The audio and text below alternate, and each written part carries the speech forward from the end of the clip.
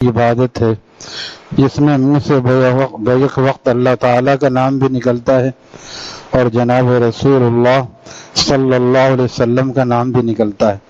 دونوں نام ایک ہی ساتھ نکلنے میں درود شریف کے علاوہ کوئی اور عبادت نہیں جس میں دونوں نام ساتھ نکلیں۔ اسی لیے حضرت فرماتے تھے کہ دل کو تھاما ان کا دامن تھام کے، ہاتھ میرے دونوں نکلے کام کے۔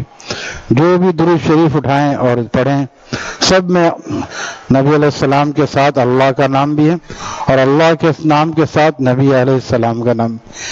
اللہم صلی علی محمد، اللہم صلی علی سیدنا و نبینا و مولانا محمد صلی اللہ علی النبی الامی۔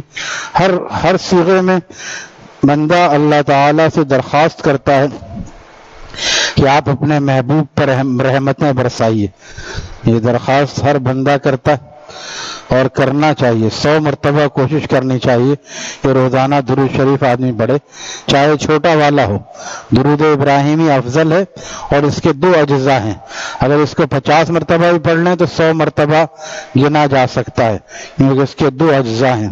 اللہم صلی علی محمد وعلی آل محمد کما صلیت علی ابراہیم وعلی آل ابراہیم انک حمید مجید۔